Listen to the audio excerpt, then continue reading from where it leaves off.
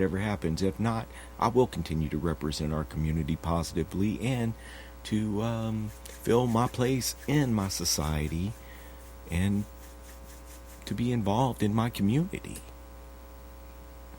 And being an internet radio station, it definitely gives you the ability to do that. So what I'm saying about spontaneity is this: they can ram something down our throat, guys. You know, like there are certain things that every single person, there's a new song out there, and if you're 14 years old, you've heard it, you know it. It's done. You've heard it. It's and if you're tapped into what the younger generation is happening, then you know that jingle because it's all over the place. So what I'm saying is that it says something for spontaneity and things to happen naturally, okay? And I'm saying it just because all of your hopes and your wishes and your dreams don't come true today, that's only because the good Lord has a better plan for you tomorrow. And I know that tomorrow is not promised and that the past is behind us. So you definitely have to do what you can do with the two hands that you have and the time at your hands right now. Right now is the only time that we fucking have. Yesterday's behind us, tomorrow's not promised. So I would say, you know, just talking about spontaneity, doing what you love to do, devote a few minutes of your day to working out. Devote a few minutes of your day to, I don't know, learning how to play the harmonica. I ordered a set of harmonicas. My pops used to play the harmonica all the time. And, I don't know. I think it may be something that I'm able to pick up. I may have learned part of You Are My Sunshine, and may have learned part of Love Me Tender. But I will never know if I did not order a set of harmonicas and at least try. So I'm telling you, you may never know what you may accomplish unless you at least try. Devote 2 or 3 minutes, 5 minutes to it a day. And you never know, it could turn into something crazy like your own internet radio station. And spontaneity, to let things happen naturally, fuck boosting sales, and all of that kind of stuff. Because let me tell you something about things that were crammed, just rammed down our fucking throat that you cannot get away from.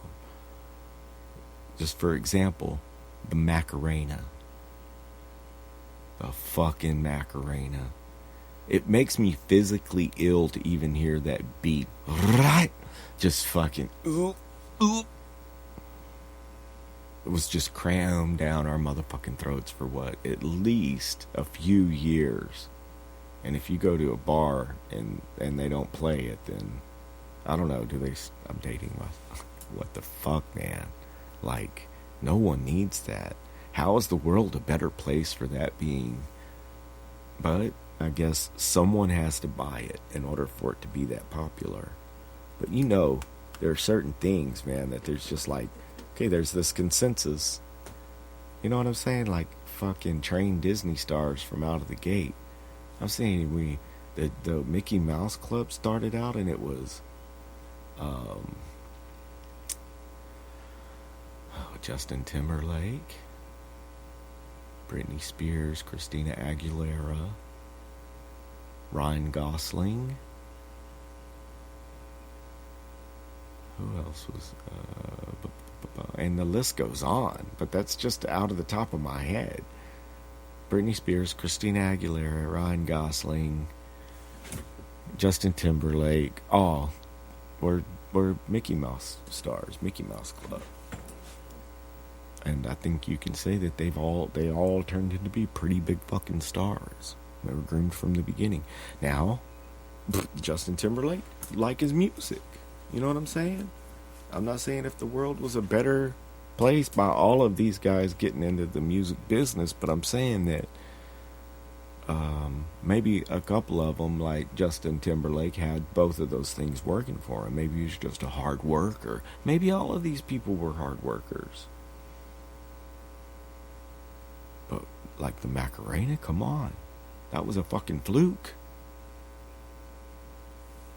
It's like that famous, you know, whenever the people take their record in to try to get it to be played at the radio station, and the guy listens to the one side and sets it off, and the next DJ comes in and he plays the flip side to it, and everybody flips the fuck out.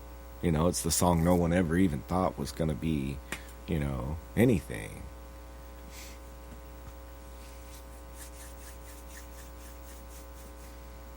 So yeah, it physically ills me, man. And why in the fuck?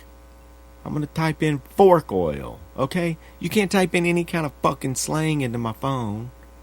Because it won't, it's fucking correct, fucking word correcting, spell checking, and all that kind of shit, right?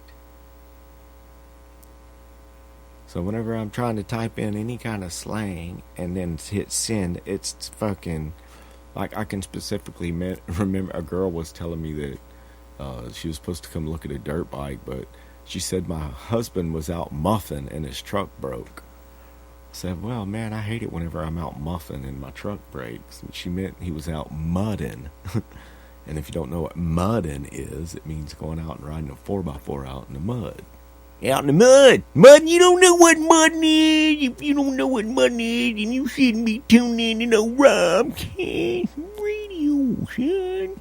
You're still wet behind the ears. You ain't mudding. Where'd old Jim come from? Anyway. The motherfucking phone won't let me, it won't let me type in any kind of slang. I'm looking for fork oil, and the motherfucker will search for gork oil. Like, what the fuck is gork oil? Oh no, we'll fucking actively search for gork oil, but we won't let you type in, any kind of slang.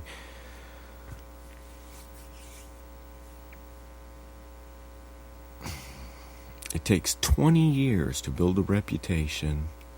It takes 5 minutes to ruin it. That is a quote by Warren Buffett. So yeah, there's something to be said for spontaneity. You hear me? I'm saying. I have a note here, and it says that what does it say? Disposable lighters. It's a lighter that you use and then you throw away when you're done. And we didn't know that in about the mid-2000s, we were introduced to other disposable things.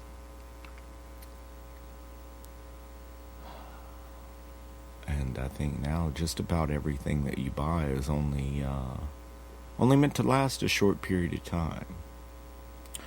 And I don't think just our forefathers, but I think that other forefathers that have really good building skills, mechanical skills, other kinds of skills, also built some really good machines back in the day. I'm not saying that we don't build some really good things here in America today, but you can absolutely agree that it is somewhat of a disposable world. So I never thought that there would be disposable motorcycles and four-wheelers and mini bikes, but basically there are, because that's what I tell some of my motorcycle peoples, that I would rather have a 20-year-old Honda than one of the brand new off-name brands from overseas. Now be careful, because some people get mixed up about things that are from China and things that are from Japan. See, we didn't really get anything from China until after 2000, and China started.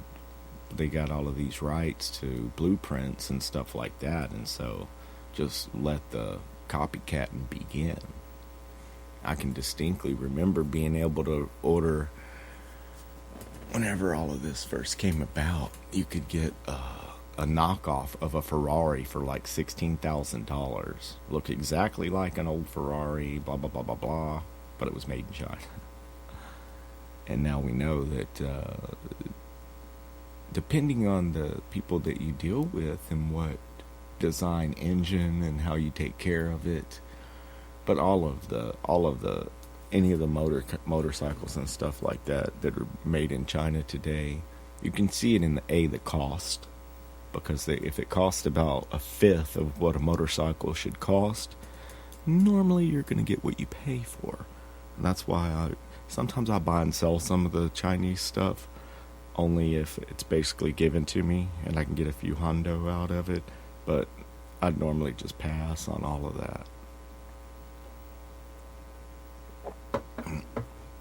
What I'm saying to you is that Honda, Suzuki, Kawasaki, Yamaha, all of these are great brands, and especially older brands from the, I think that you're really not going to find anything until like the 1960s, 70s, any of those, 60s, 70s, 80s, they made great machines. And what's really amazing about them is that I've seen people really, really neglect some of these Japanese motorcycles, and they still last a surprisingly long time. They're, rebuildable. That's another thing. You get non-serviceable things these days also.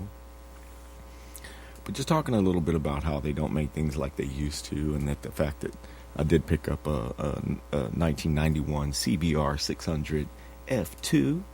That would be the second generation of the Honda Hurricane. And I feel, and I have here that I feel blessed, grateful, exclamation point, that this old crappy CBR made me cry just because of gratitude. You know what I'm saying? It makes you think about, I post a picture of it all ugly, which I still like the way that it looked, covered in road dust and fork oil. It's a badass bike because I see the potential in it. You know what I mean? I know what can be done with it. And then I see later on, I posted, not a big Facebooker, if you all haven't realized. Normally, if you want to listen to the show, they're all posted on Facebook, but really that's about it. Every once in a while, I might throw a nugget, a view, an opinion, or something like that on Facebook. Not a real big fan, okay? Just not a real big fan of Facebook. My inside name for Facebook is Fakebook. But it did. I look on my comments, where people had commented or liked the photo of the old CBR. I don't even remember what I put on there, but I put on there, I said I'm more excited about this old the old crotchety crotch rocket than I am about my new bike.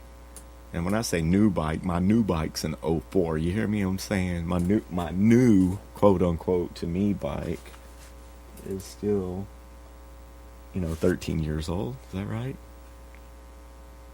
14 years old now. It's 14 years old. Anyway, but just talking about the old CBR a little bit. I'm saying the CBR that my buddy had, like, I would borrow it and he would borrow my truck. We'd exchange for the weekend. And let's say his bike needed a new chain put on it, I'd put the chain on, and my truck would need something done, he would do that. Stuff like that, you know what I mean? We would always, one hand kind of feeds the other, you know what I mean? It's nice to have friends like that, and it was really nice to be introduced into a gentlemanly environment like that at a young age, and to know that I know that was mid-90s, 20 years later, 22, 23 years later, that my true friends that are alive right now, that I believe any one of us could call the other one and we'd be right there, just like a brother. If it meant life or death type situation. Anyway, you keep these feelings about people or whatever. But the point that I'm making is what really